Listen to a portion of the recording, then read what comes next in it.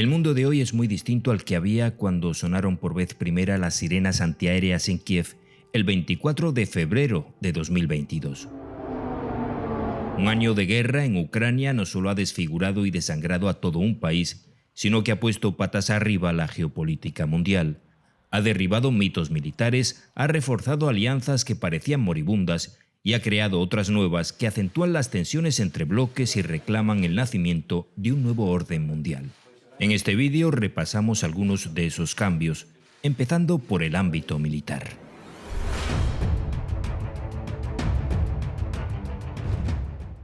Desde la desintegración de la URSS, el ejército ruso estaba considerado como el segundo más poderoso del mundo tras el de Estados Unidos.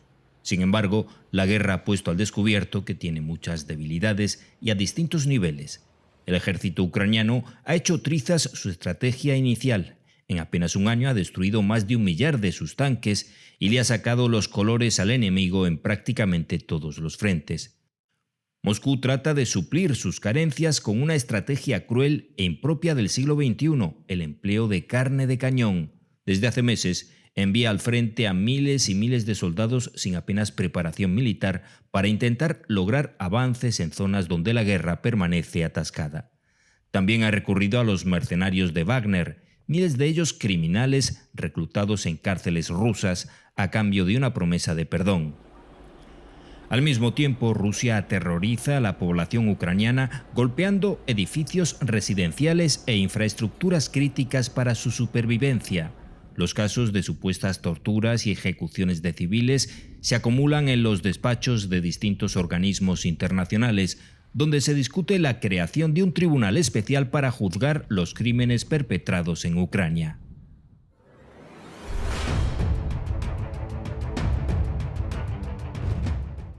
El ejército ucraniano ha sorprendido por su coraje, resistencia y capacidad de improvisación. Un cóctel imposible de ejecutar con éxito sin la ayuda militar de Occidente.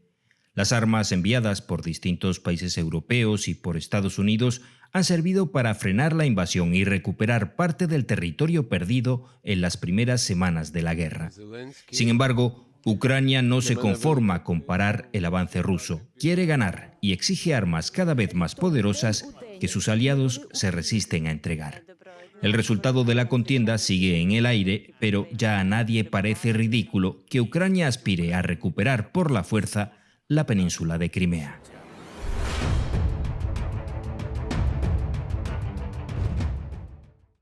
La guerra en Ucrania supuso un terremoto geopolítico cuyas réplicas aún sienten millones de personas en todo el mundo. A pesar de una condena global generalizada de la invasión, Occidente no ha conseguido aislar por completo a Rusia, y en el horizonte de las relaciones internacionales se dibuja un mundo dividido en bloques: las democracias occidentales y asiáticas por un lado, y por otro las autocracias de Rusia y China, secundadas por Irán y Corea del Norte. Moscú aspira a convertir la Organización de Cooperación de Shanghái, que aglutina casi la mitad de la población del planeta, en una suerte de contrapeso de la OTAN. En lo que concierne a Ucrania, Kiev está más determinado que nunca a integrarse en la Unión Europea y en la OTAN. Ya ha obtenido el estatus de país candidato para ingresar en la UE y aspira a lograrlo a medio plazo para la OTAN. La Alianza Atlántica ha recobrado el brío de la Guerra Fría, ha incrementado notablemente su presupuesto, ha reforzado sus fronteras en el este y norte de Europa y se prepara para integrar, con el permiso de Turquía, a 2 nuevos miembros, Suecia y Finlandia. En el plano ideológico, Estados Unidos y Europa vuelven a estar en la misma onda, aunque siguen teniendo roces económicos. Los años oscuros de la era Trump han quedado atrás.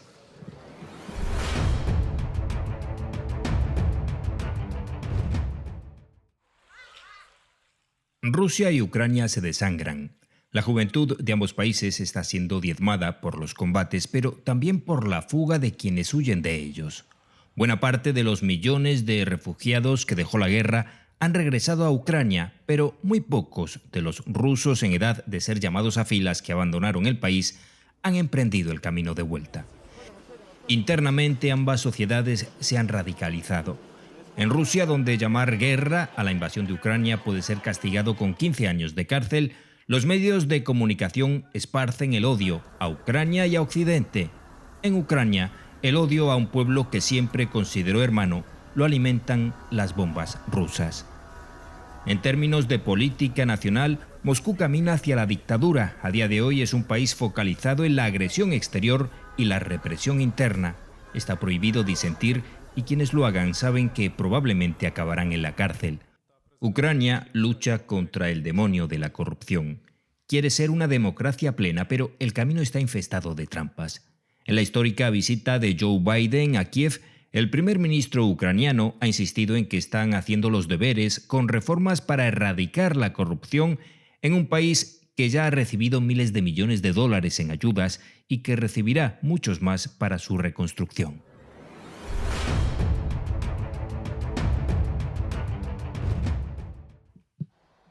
La guerra en Ucrania ha tenido efectos económicos devastadores en buena parte del planeta.